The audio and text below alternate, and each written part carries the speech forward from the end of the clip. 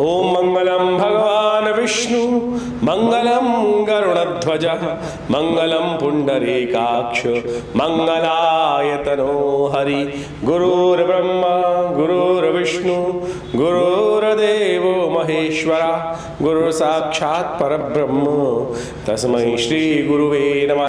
नमस्कार, स्वागत है आपका आचार्य वाणी में। मैं आचार्य डॉक्टर विक्रमादित्य आपके साथ हूं और आज का विषय है कर्क राशि वालों के लिए जून का मध्यकाल कैसा रहेगा। देखिए, कर्क राशि के स्वामी चंद्रमा है, चंचल मन के स्वामी हैं और बहुत जल्दी जल्दी परिवर्तन की तरफ जाते हैं। और ऐसे में आपके ग्रह योग के दृष्टिकोण से यदि देखा जाए तो बड़ा महत्वपूर्ण योग बनता दिखाई दे रहा है। कई प्रकार के विशेष योग आपकी राशि बनते दिखाई दे रहे हैं। 11वें भाव से 12वें भाव में कई ग्रहों का परिवर्तन का योग चल रहा है। लाभ के भाव से निकलकर हानि वाले भाव में कई ग्रहों का परिवर्तन है। सूर्य परिवर्तन की तरफ जाएंगे, महत्वाकांक्षा बढ़ाएंगे, बुध परिवर्तन की तरफ जाएंगे और शुक्र भी परिवर्तन की तरफ जाएंगे। ऐसे में बुध शुक्र का अस्त होना, सूर्य का परिवर्तन होना, ये सब का सब आपके मिथुन से वृषभ से निकलकर मिथुन में जो परिवर्तन हो रहा है, 11वें भाव से निकलकर 12वें भाव में जो परिवर्तन हो रहा है, ये बड़ा महत्वपूर्ण योग है। और ऐसे में कर्क राशि वालों को विशेष तौर पर समझ लेना चाहिए उनके लिए समय का प्रभाव किस प्रकार से चल रहा है। त्रिग्रही योग का निर्माण हो रहा है, त्रिग्रही योग चल रहा है और 3 दिगाड़ा काम बिगाड़ा, लेकिन 3 देवताओं का ये योग, ग्रहों का ये योग, सूर्य का, बृहस्पति का और बुध का योग जिस प्रकार से बना हुआ है, बाद में सूर्य का, शुक्र का और बुध का योग जो बन जाएगा, ये क्या कुछ करने वाला है आपकी राशि के अनुसार से आपको सिलसिलेवार समझना चाहिए। त्रिग्रही योग, चतुर्ग्रही योग से बनकर त्रिग्रही योग जो 2 अलग अलग प्रकार के बनेंगे, ये सब क्या करेंगे आपकी राशि के अनुसार से सुंदर तरीके से आप समझते हुए यदि समझ लें इनकी चालों को, तो आप बहुत सुंदर तरीके से समझ सकते हैं, उनका लाभ भी ले सकते हैं। ज्योतिष यही प्रभाव दिखाता है। आमतौर पर कर्क राशि वालों के लिए ग्रह के योग क्या कह रहा है वो समझ लीजिए। ग्रहों की ओवरऑल दृष्टि यदि देखी जाए आपकी राशि के अनुसार से, आपके मंगल महाराज अकेले ही बहुत सुंदर वर्चस्व स्थापित करने के लिए राज्य भाव में उपस्थित होकर बहुत सुंदर योग बना रहे हैं। ये कहीं ना कहीं बड़ा लाभ देने के योग बना रहे हैं, लेकिन शनि महाराज ने वहाँ पर अंकुश डाल रखा है और शनि ने बृहस्पति मंगल पर दृष्टि डालकर जो राज्य लाभ होने के योग बन रहे हैं उसमें कहीं ना कहीं, इसलिए शनि को मनाना बहुत ज़रूरी है। इस बात का ध्यान रखें कर्क राशि वाले। सम्मान का योग जो बनना दिखाई दे रहा है, सफलता का योग जो बनता दिखाई दे रहा है, उसमें कहीं ना कहीं जो महाराज शनि है वो कहीं ना कहीं शनि को ठीक करने का अवसर भी आपको प्राप्त होगा इन दिनों। विशेष तौर पर कई उत्सव हैं इस दिनों, गंगा दशहरा, बटुक भैरव जयंती, धूम्रावती जयंती, और ये सारे के सारे उत्सव अपने आप में एक ऐसे सीक्रेट को रखते हैं, ऐसे मुहूर्त रखते हैं कि इनमें यदि कष्ट निवारण करने का छोटा सा कार्य कर लिया तो कई गुना अधिक फल प्राप्ति के योग बन जाते हैं। वो सारी बातें हम आपको बताएंगे इस समय में। आरंभ करते हैं 11 तारीख से। 11 तारीख का दिन मंगलवार का अवसर है और 11 जून को विशेष तौर पर पंचमी तिथि है, जेठ के शुक्ल पक्ष की, और उस दिन बुढ़वा मंगल का सुंदर योग बन रहा है और साथ साथ अश्लेषा नक्षत्र विद्यमान। ये मूल नक्षत्र के अंतर्गत आता है, तो ऐसे में मूल शांति अवश्य करानी चाहिए। जिन लोगों का जन्म हो रहा है इस दिन माता पिता को ध्यान रखना चाहिए। ग्रह नक्षत्र दृष्टिकोण से नई शक्ति का संचार रहेगा, नए विचार रहेंगे और आने वाले समय में यही विचार आपको पॉजिटिव लाभ देने के योग बहुत सुंदर तरीके से बनाते दिखाई दे रहे हैं। तो उत्साहवर्धन करते हुए, मंगल की पॉजिटिव एनर्जी को यूज़ करते हुए कार्य करने का प्रयास करें।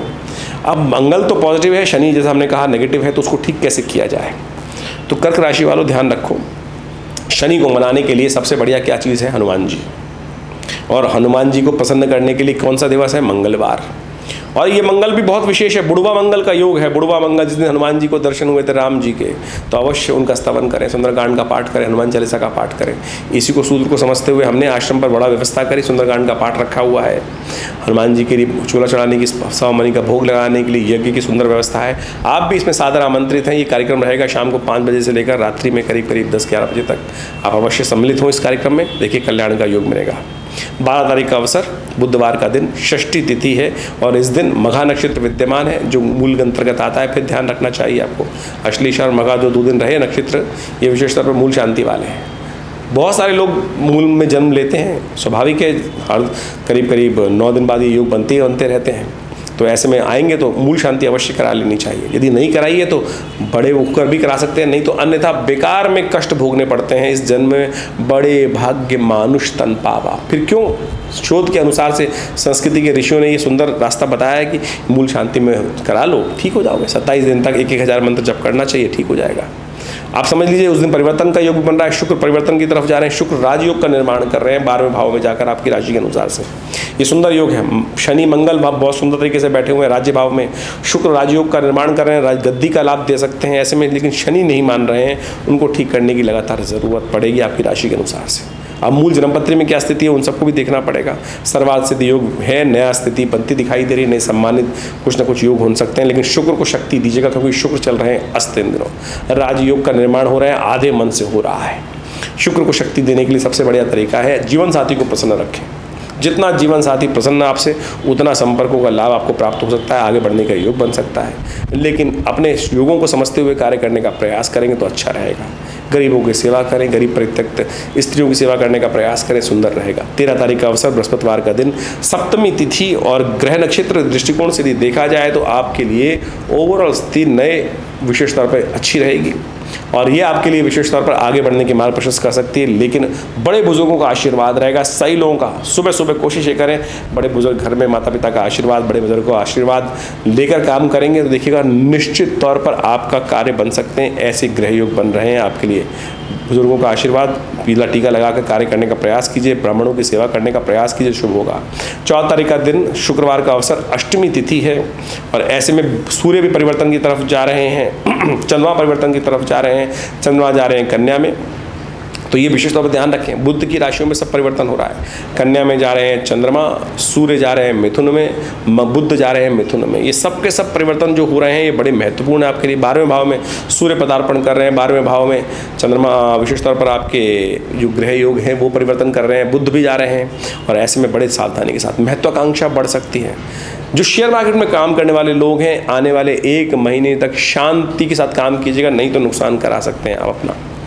बहुत बड़ी महत्वाकांक्षा, बहुत बड़ा लाभ, बहुत बड़ा कहीं ना कहीं किसी चीज़ में फंसकर अननेसेसरी लालच में दोनों गए, माया मिलीन आराम स्थिति बन सकती है। ध्यान रहते हुए कार्य करना है। माँ भगवती धूम्रावती का स्तवन करें, पूजन करें, कल्याण होगा, योग बनेगा। बृहस्पति के साथ चंद्रमा का योग जो बन रहा है ये आपके लिए लाभ का योग प्रशस्त करता दिखाई दे रहा है। सुंदर तरीके से ग्रह योग दिखा रहे हैं कि धनागमन की सुंदर सूचना हो सकती है। तो यानी में पॉजिटिव साइन दिखाई दे रहा है, ग्रह दृष्टिकोण से आपके लिए अच्छा रहेगा। लेकिन संक्रांति का पुण्य जो है, क्योंकि रात को 12 बज के करीब 37 मिनट पर यह परिवर्तन हो रहा है, तो संक्रांति का पुण्य अगले दिन रहेगा। 15 तारीख को सुबह संक्रांति का पुण्य रहेगा, शनिवार का अवसर है। ऐसे में आपकी राशि के अनुसार से शनि महाराज सफलता में बाधा उत्पन्न कर रहे हैं, तो उनके पिता के निमित्त यदि आप दान पुण्य तर्पण करेंगे तो सुंदर होगा। जल का दान करने का प्रयास करें, घी का दान करने का प्रयास करें, पीपल के पेड़ के पास जाके दीपक चलाने का प्रयास करें। ये संपूर्ण उपाय करेंगे तो बहुत सुंदर रहेगा। महेश नवमी का अवसर है, शिव की आराधना, शिव पर तेल का चढ़ाना, ये भी एक शनि को अनुकूल करने का प्रयास रहेगा, क्योंकि शनि इन दिनों विशेष तौर पर आपकी सफलता में बाधा उत्पन्न कर रहे हैं, रिजल्ट्स में देर कर रहे हैं, ये योग बना रहे हैं, तो उसको ठीक करने के लिए ये सब उपाय बताए हैं, करिए, ठीक होगा। 16 तारीख का अवसर, रविवार का दिन, बहुत विशेष दिन, दशमी तिथि है, गंगा दशहरा, बटुक भैरव जयंती है। आमतौर पर लोग बटुक भैरव जी के बारे में जानते तक नहीं है। ये वो देवता है, शिव का वो स्वरूप है जो समस्त कष्टों को दूर करने वाला है। ग्रह नक्षत्रों को दृष्टिकोण से देखा जाए तो आपके लिए लाभ का योग प्रशस्त है, पॉजिटिव होकर काम करने की ज़रूरत है और आपको जिद सवार होगी बहुत सारी कि मैं दाव लगाऊंगा, बस वहाँ फंस जाओगे। आराम से काम करने का प्रयास करें। गंगा दशहरा बहुत अद्भुत है, इसमें विशेष तौर पर गंगा जी का पूजन किस प्रकार से किया जाता है, भगीरथ के कैसे अथक प्रयास रहे, कैसे जीवन में कल्याण के योग बने, तो वो भी आपको समझना चाहिए। 16 तारीख को गंगा दशहरा है, गंगा दशहरा है और साथ साथ इस दिन गंगा जी मैया का अवतरण हुआ।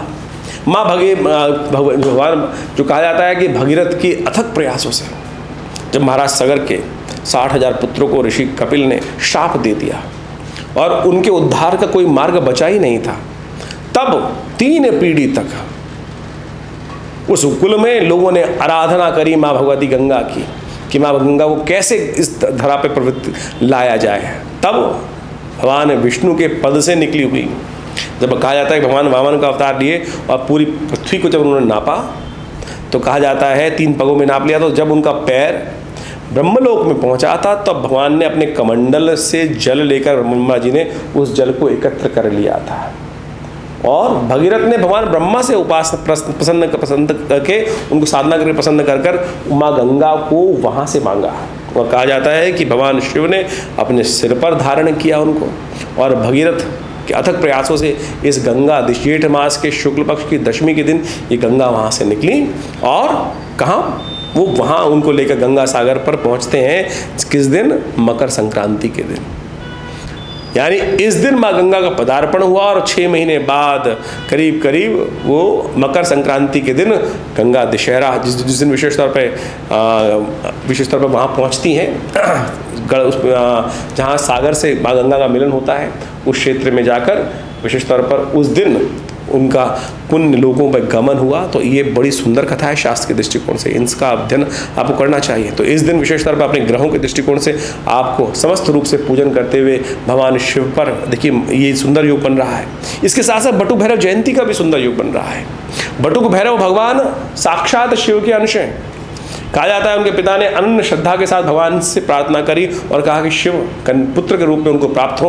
और कहा जाता है शिवलिंग से ही साक्षात मनोकामना अष्टक जो शब्द जो है विशेष तौर पर उनका स्तोत्र है, उसी प्रार्थना करते हुए भगवान शिव साक्षात जो 8 वर्ष के बालक के रूप में उपस्थित हुए, वो बटुक भैरव के रूप में कहे जाते हैं। और ये अद्भुत है, इनकी जयंती समस्त अनिष्टों को दूर करने वाली है। जीवन में यदि कोई कष्ट इत्यादि, भूत प्रेत इत्यादि, असंग नज़र लगने वाली समस्या हो जाती है बच्चों को, तो ये मंत्र है ओम ह्रीं बटुकाय आपत उद्धारणाय कुरकुर बटुकाय ह्रीं स्वाहा। इसका लगातार यदि यज्ञ कर लिया जाए और इस दिन विशेष तौर पर उनकी जब जयंती है, रविवार का दिन पड़ रहा है, ये बहुत सुंदर योग बन रहा है। तो उनका विशेष तौर पर खीर के द्वारा मीठे गुलगुले बनाकर उनके द्वारा हवन करने से कहा जाता है समस्त कष्टों को दूर करने के योग बनते आते हैं। ये शास्त्रोक्त कथा है, इसको अवश्य उनके निमित्त हमें करने का प्रयास करना चाहिए। ये बहुत सुंदर रहेगा। तो अवश्य इस दिन ये करने का प्रयास कीजिए, आपकी राशियों के अनुसार से परिवर्तन का योग बहुत सुंदर बनेगा। तो ये कर्क राशि वालों गंगा दशहरा और खास तौर पर जो बटुक भैरव जयंती का सुंदर पर्व है, इसका लाभ पुण्य को जगाने वाला है। पुण्यों को जागने से जीवन में आनंद की प्राप्ति हो जाती है और इन सब मुहूर्तों में आपको अवश्य ये सब शुभ कार्य करने का प्रयास करना चाहिए। ग्रहगण दृष्टिकोण तो हम जब बता ही रहे हैं आपको।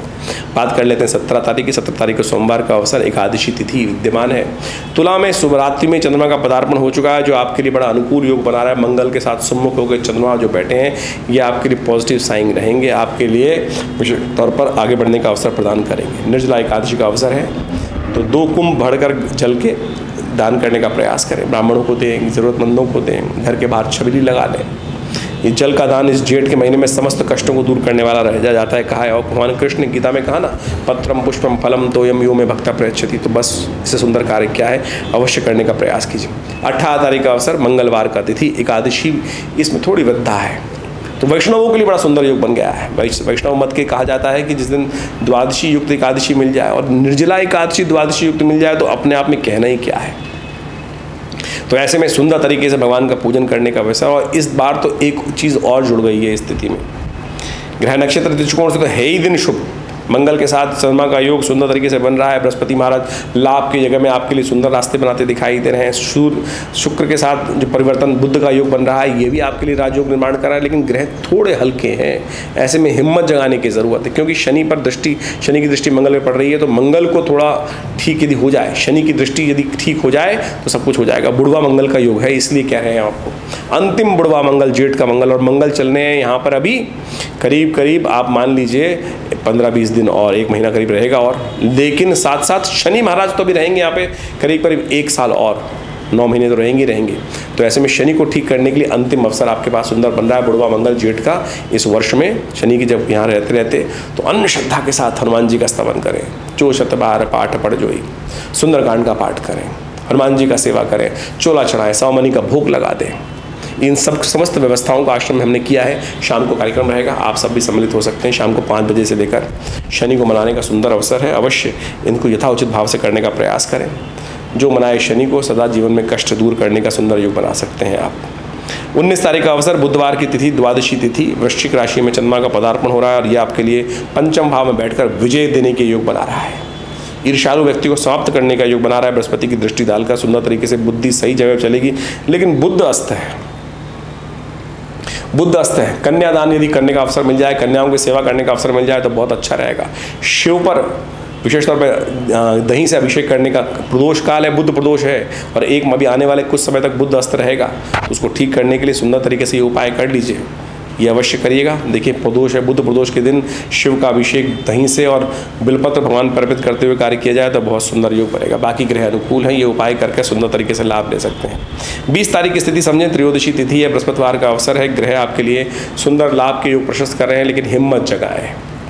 मंगल शनि से दृष्ट हैं तो उनका उपाय विशेष तौर पर करने की ज़रूरत है। जो हमने बताए हैं वो उपाय लगातार करते रहें, लाभ के योग बनेंगे। ज्योतिष एक बहुत गूढ़ विषय है। ज्योतिष के 2 भाग हैं, एक गणनाएं हैं और दूसरा उसका फलित भाग है। भारतीय संस्कृति ने, भारतीय ऋषि मुनियों ने, मनीषियों ने जो पौराणिक काल के अंदर और उपनिषद काल के अंदर इस ज्योतिष विज्ञान को पंचांग के साथ जोड़ते हुए, एस्ट्रोनॉमिकल पॉइंट ऑफ व्यू से जोड़ते हुए गणित को फलित के साथ जोड़ा और कई अपने अनुभवों से ऐसे उपाय शास्त्र में वर्णित किए जिनको हम आज उत्सव मुहूर्तों के रूप में जानते हैं। ये उत्सव वास्तविक तौर पर मुहूर्त है और हमने इस कार्यक्रम के माध्यम से, अपने आश्रम के माध्यम से जो अपना एक चैनल बनाया आचार्य वाणी, उसमें हम इन्हीं पौराणिक उपयोगों को लेकर, प्रयोगों को लेकर, पुरानी कथाओं के माध्यम से जो ये मुहूर्त आते हैं वही वास्तविक तौर पे आपके कष्टों का निवारण का योग बनते हैं। देखिए समझ लीजिए एक बात खास तौर पर, विशेष तौर पर ये जो मुहूर्त हैं, जैसे इस अभी आने वाले इन 10 दिनों में गंगा दशहरा, बटुक भैरव जयंती, धूम्रावती जी की जयंती, ग्रहों का परिवर्तन का योग, संक्रांति, एकादशी, ये सब जो पड़ रही हैं, ये विशेष तौर पर ये वो सुंदर मार्ग हैं, सुंदर वो मुहूर्त हैं जिनमें एक छोटा सा कर्म यदि सही दिशा में कर लिया जाए तो उसका कई गुना अधिक प्रभाव उत्पन्न होता है। आमतौर पर आज जो लोग जो ज्योतिष के अंतर्गत आ गए हैं, अपने आप को रखने का प्रयास करते हैं, वो सारे के सारे टोटके और फालतू जो विशेष तौर पर शास्त्रोक्त नहीं है उन प्रयोगों को लोगों के समक्ष रखने का प्रयास करते हैं और भ्रांति ऐसी उपस्थित कर देते हैं कि वो शास्त्र के साथ सम्मत बात कर रहे हैं। तो ज्योतिष टोटकों का विज्ञान नहीं है। ज्योतिष के साथ साथ यदि अध्यात्म को और शास्त्र पुराणों को, वैदिक कथाओं को, वैदिक रहस्यों को यदि समझने का प्रयास करें, हमने उसी को जोड़ के आपके समक्ष इन समस्त उपायों को बताने का प्रयास किया और उन उपायों को आप सही रूप में, सही दिशा में, हमारे मनीषी गणों ने जो व्यवस्था करी पंचांग के दृष्टिकोण से आप देखें, हर रोज़ कोई ना कोई उत्सव है। भारतीय संस्कृति एक ऐसी संस्कृति है जिसमें हर रोज़ कोई उत्सव है। हमारे यहाँ मरण दिन नहीं मनाया जाता, मरण दिन नहीं मनाया जाता, हमारे यहाँ सब आनंद उत्सव है। जीवंत संस्कृति है भारतीय संस्कृति और नई दिशा, नया सूर्य, नया कुछ उत्पन्न करने के लिए, नया लाभ देने के लिए उत्पन्न होता है हर रोज़, उदय होता है हर रोज़। तो हम उस रूप में अपनी संस्कृति को समझते हुए कार्य करें तो बड़ा सुंदर रहेगा आपके जीवन। देखिए जीवन में सुख और दुख एक पहिए के समान है, चलते रहते हैं, आता जाता है, तो वो परिवर्तन की तरफ है। कोई भी चीज़ स्थायी नहीं है, बस विश्वास जगाना है, सही दिशा पकड़नी है।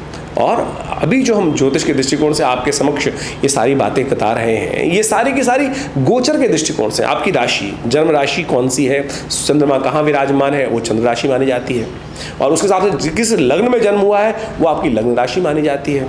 तो उन सबको समझकर ज्योतिष की गणनाओं को आपके जीवन में उतारने का, हमको समझने का और फिर आपको बताने का प्रयास किया जाता है। हम यहाँ राशि के गोचर के प्रभाव के अनुसार से आपको बताते हैं। आपकी जन्म लग्न को और राशि को कोरिलेट कर आप दोनों भविष्य फलों को समझ सकते हैं और देखिएगा फिर दोनों को मिलाकर आप सुंदर तरीके से अपने भविष्य को सुंदर तरीके से समझने का प्रयास कर सकते हैं। कई लोगों के प्रश्न हमारे पास लिख के आते हैं, बहुत सारे लोग पूछते हैं कि महाराज हमारी आप इतने सारे लोगों को एक ही राशि में कैसे। देखिए गोचर का प्रभाव है। संसार में ज्योतिष के दृष्टिकोण से पूरे संसार को 12 ही भागों में तो बांटा गया है, लेकिन जनरल कैरेक्टर के तौर पर गोचर के प्रभाव को हम समझ सकते हैं। ये एक अलग विशेष तौर पर व्यवस्था है कि व्यक्ति अपनी जन्मपत्री में कौन से ग्रह लेकर आया है, किस प्रकार की अवस्थाएं, कौन सी दशाएं हैं, कौन सी ग्रहों की कितनी शक्ति है, वो सब उसकी जन्मपत्री से निकालने का प्रयास किया जाता है और समझने का प्रयास किया जाता है। और फिर हम प्रत्यक्ष रूप से वर्तमान, भविष्य, भूत को समझते हुए, ग्रहों की दिशाओं को समझते हुए उनके भविष्य में आने वाली कष्टों को दूर करने का योग बहुत सुंदर बना सकते हैं। ज्योतिष एक बहुत गूढ़ विषय है। आप उन समस्त रहस्यों को लेकर, ज्योतिष की प्राचीन वैदिक परंपरा को लेकर हम आपके समक्ष इस चैनल पर रहते हैं और आशा करते हैं आप इन गणनाओं का लाभ सही रूप से लेने का प्रयास करेंगे। आज हर क्षेत्र में देखिए, सुनिए क्या होता है कि बड़े अच्छे जो व्यवस्थाएं करते हैं, अच्छे से अच्छे लोग हैं, खराब से खराब लोग। ज्योतिष पैसे कमाने का जरिया नहीं है और हम इन सब के माध्यम से आपके समक्ष ऐसे उपाय बताने का प्रयास करते हैं। बहुत सारे लोग तो ज्योतिषी आप देखें, जितने भी जो लोग जहाँ भी जाते हैं, या तो अंगूठियों पे अंगूठियाँ 15-15, 20-20 अंगूठी, मालाएं, और ये मुझे भी कहा जाता है कई बार विभिन्न चैनलों के माध्यम से। मैं विभिन्न भारत के टॉप मोस्ट चैनल्स पे रहा और रहता हूँ अभी भी, और वहाँ पे कई बार जब आरंभ में गया था तो कहा जाता कि महाराज आपको बैठना है तो आपको मालाएं पहननी पड़ेंगी, अंगूठियाँ पहननी पड़ेंगी। तो हमारा शुरू से एक मत रहा है, और हमारे साथ जिन्होंने भी कार्य किया है, कर रहे हैं, वो इस बात को समझते होंगे कि हमने कभी इस आडंबर में ज्योतिष को नहीं डालने का प्रयास किया। अपने बाहुबल पर, अपने मनोमस्तिष्क पर विश्वास रखें, उस परमात्म तत्व पर विश्वास रखें, मंत्र पर विश्वास रखें, अपने ज्ञान पर विश्वास रखें, वही आपका कल्याण करेगा। इसका कतई ये मतलब नहीं है कि नग खराब है, मालाओं का प्रभाव नहीं, सबका प्रभाव है, लेकिन सबसे पहले उन पैसों को खर्च करने से पहले, सुनार को पैसे देने से अच्छा ये है कोई गरीब व्यक्ति को दान कर दो। ज्योतिष बहुत सरल विषय है, यहाँ कहीं पैसे की बात नहीं है। तो इस बात को हम समझते हुए आपको कार्य करना चाहिए और अपने जीवन में सही सिद्धांत को समझने का प्रयास करना चाहिए। तो ज्योतिष को सही रूप से समझेंगे तो जीवन में कल्याण का मार्ग अवश्य प्रशस्त होगा। और हमने इस क्षेत्र में विवेकानंद योगाश्रम जो हमारा संस्थान है, पिछले करीब 60 सालों से लगातार कार्य कर रहा है। हमारे पिता आचार्य श्री केशव देव जी महाराज के द्वारा सुंदर तरह से आश्रम की व्यवस्था की गई। यहाँ भगवती की सुंदर प्रतिष्ठा की गई, जो 1947 में मुल्तान से माँ भगवती का श्री विग्रह चमत्कारिक रूप से, कहते हैं ना पत्थर नहीं चलते, हम कहते हैं पत्थर चलते हैं भाई, आया श्री विग्रह। कहाँ भगवती मुल्तान से इतना सुंदर मंदिर विराजमान होगा, पार्टीशन हुआ, विशेष तौर पर कटाई हुई, क्या विशेष तौर पर बुरा समय था, और ऐसे में माँ भगवती को एक व्यक्ति ट्रंक में बंद करके लाया और हमारे पिता आचार्य श्री केशव देव जी के घर पे उनको देके गया। और आज वो सुंदर विशाल भगवती का श्री विग्रह हमारे विवेकानंद योगाश्रम में प्रतिष्ठित है। हमारा भाग्य है, सौभाग्य है, मैं कहूँगा भाग्य में सौभाग्य है कि माँ के सानिध्य में बैठकर हम नित्य प्रति उनके लिए यज्ञ करते हैं, उनके सानिध्य में बैठकर लोगों के कष्ट दूर करने के सुंदर योग बनते हैं। तो आप भी आ सकते हैं विवेकानंद योगाश्रम में माँ भगवती के सुंदर शिव विग्रह का दर्शन करने के लिए, मनोकामना सिद्धि करने के लिए, अपने कष्टों को, सौभाग्य को जगाने के लिए, कष्टों को दूर करने के लिए। हमारे आश्रम पर नित्य 8 घंटे आज भी यज्ञ होता है, और बहुत सारे भारतीय पराविद्याओं पर पिछले करीब 50-60 सालों से लगातार शोध चल रहा है। मुद्रा विज्ञान के द्वारा, विभिन्न यज्ञ मंत्र के द्वारा, विभिन्न प्रकार से कई शोध के कार्य किए गए हैं। हॉस्पिटल बनाया गया योग विज्ञान का, प्राकृतिक चिकित्सा का, आयुर्वेद का, जो भारत सरकार के साथ कार्य कर रहा है, पैनल पर है दिल्ली गवर्नमेंट के, सेंट्रल गवर्नमेंट के, और समस्त प्रकार से हज़ारों लोग इस सुविधाओं का लाभ ले रहे हैं। आप भी अध्यात्म से जुड़ें, अध्यात्म का सही रूप समझें, जो विभिन्न प्रकार से भारतीय संस्कृति में कर्मकांड के सिद्धांतों के अनुसार से बताया जाता है।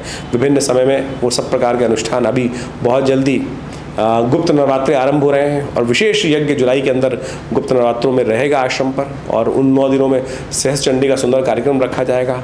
आप उन सब कार्यक्रमों में सम्मिलित होकर माँ भगवती का सानिध्य प्राप्त कर अपने जीवन के कष्टों को दूर करने का प्रयास करेंगे तो बहुत सुंदर रहेगा।